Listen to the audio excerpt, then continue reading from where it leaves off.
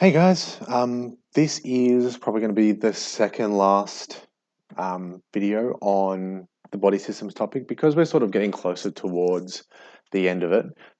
There's basically two more things we really need to go over as far as body systems goes. The first one, this one will be excretory systems, and the next one is going to be on mitosis and meiosis, and that'll just pull us through to the end of it. Um, and then next week, I know if you're watching this online, you won't be doing this, but next week we'll get to do a couple of things like a heart dissection. We get to do a pluck dissection, which is the trachea, the lungs, and the heart. I think we'll get to do a kidney dissection as well. So keep your eyes peeled for that. It's going to be a lot of fun. It's going to be smelly, but it's going to be fun. So let's go into it. This is sort of going to be a mini one. It's probably going to be about 10 minutes. It's not going to be very long at all. I need to talk to you about the excretory or excretory system. Two kind of ways to say it. Most people will say excretory. I'll kind of say excretory because it rolls off the tongue better for me, but I'll try to stick to one. So, our learning intentions, what we want to learn at the end of this particular lecture. We want to be able to describe the structure and the function of the excretory system. Specifically, we want to be able to talk about the kidneys. We want to be able to explain why the I'm going to go excretory because it just makes more sense to me. To be able to explain why the excretory system is important and to be able to briefly explain the interactions with other systems. So there's not too many interactions with other systems, but we'll just briefly go over it. There's a few key words there. So kidneys, nitrogenous waste, homeostasis, bladder, urethra, and metabolism. And you can go ahead and pause this really quickly and have a look at those and take those down. Just really quick keywords, things that'll pop up here and then pop up probably later on. In particular, later in your HSC life, you'll get that homeostasis part. Metabolism is one of those things that gets thrown around a lot. And basically what we need to know is that the metabolism is the collection of all of those chemical processes in our body. So let's have a look at the excretory system or the excretory system. So it's actually quite a simple system. We have a artery and we have a vein coming off these two parts. And they both feed into these kidneys. So we have two kidneys and they're about, if you were to go probably about sternum, probably about where your sternum is here, but on your back, they're sort of about there. So you've got your two kidneys there. So you've got your artery and your vena cava and your aorta, artery and vein sort of running up and down that, and they split off into your kidneys. We have two ureters going off our kidneys, so one on each, which go into our bladder, which then go into our urethra. And we'll have a talk about these as we go. So what are the functions? The main function of the excretory system is to remove nitrogenous wastes from our body. So what's a nitrogenous waste, you might ask? A nitrogenous waste is any waste, so any metabolic waste that contains nitrogen. Now, usually humans produce the thing called urea. There's other organisms that produce uric acid, and they work slightly differently. But let's just focus on the word nitrogenous waste. So they contain nitrogen and they're waste products from metabolic processes. The excretory system is specialized to remove these wastes so that they don't build up, because if they build up, they're toxic. We don't want them. People without kidneys or people with kidney issues can find it very difficult. And if you can manage to find someone, and I'll talk about this later, on renal dialysis, they'll tell you how rough it can be at times. So this is the main worker here, the kidney. It's the main site of filtration. The blood comes in through the renal artery. So remember that the renal artery is taking oxygenated blood. So the oxygenated blood is coming up and it's actually sort of going through these little loopies. And we call these things loops of Henne's. But more or less, basically, blood comes in through the renal artery. So the blood contains everything. So nutrients, it contains waste, it contains a bit of everything. Comes through and it gets filtered through these little sites. And then once that's done, all of the nitrogenous wastes come in and go down our ureter.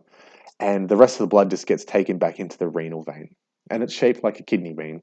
So that's where it gets its name from. The kidney bean gets its name from the human kidney, or just the kidney in general. So comes in, gets filtered. The filtered stuff goes down into our ureter. ureter, and the rest of the blood gets taken back into the renal vein. Okay, the bladder. So we've gone through that process where we've been filtered out, and we've filtered out the nitrogenous waste. Now what happens? It goes into those ureters, and then it goes into our bladder. So it goes into our big bladder here. Everyone knows what a bladder is. It's where you store urine. So they connect, the ureters connect the kidneys to the bladder.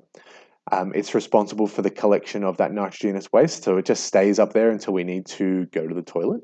And it's connected to the urethra, so this thing here. Now, the urethra goes into the genitals, and that's where you will pee out of, more or less. Okay?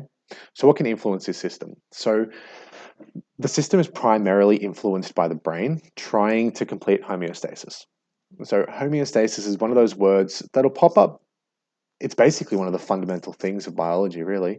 Like what makes us go and what makes us tick is homeostasis. It's the maintenance of a constant internal environment.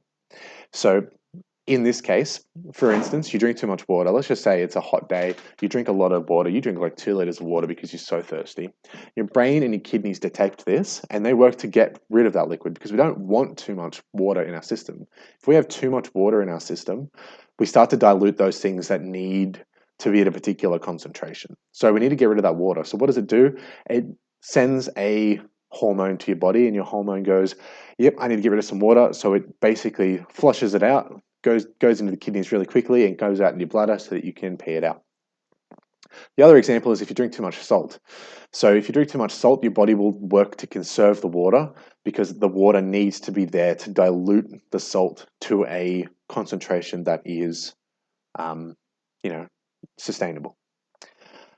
The last thing there is the process, this particular process of what can influence it. It's really important for freshwater and saltwater fish. So one of them, so the saltwater fish is eating a lot of salt or ingesting a lot of salt. The other is drinking a lot of water. So just a lot, like a really, really, really big amount of water. So they need to be able to, so the saltwater fish needs to be able to conserve that water level in their body.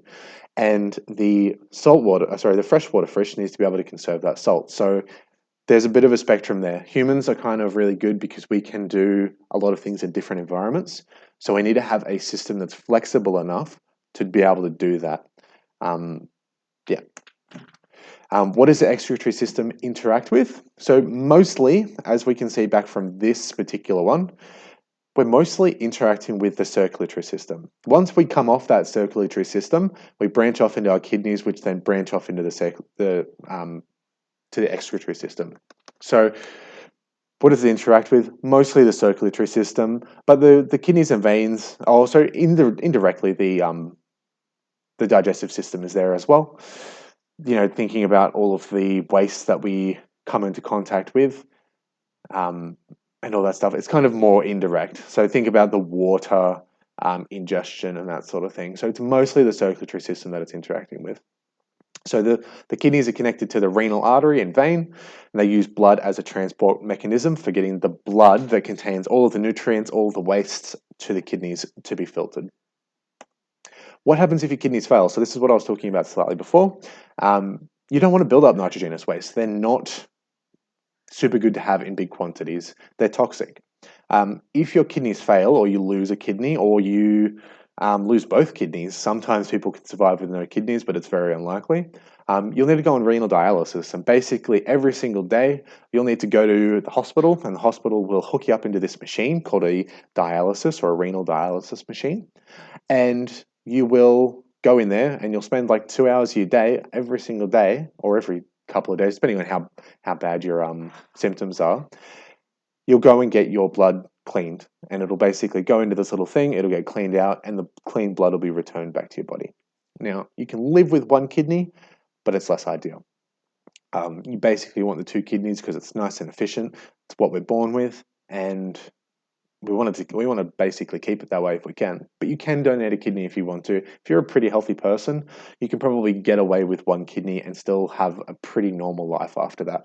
If your kidney then fails, then you're going to be in trouble and you're going to need to go on renal dialysis to be able to survive. So yeah, kind of tricky. Thought I might add that in as a bit of a caveat. I like to do that with all of these ones because there's something always goes wrong. There's not too many people that go through their entire lives and not have something go wrong with one of their body systems. So this is what happens when the excretory system goes wrong. You need to go on renal dialysis and get fixed up that way. And that was it. That was a really quick one. Hopefully that didn't take too long. I'll see you next time.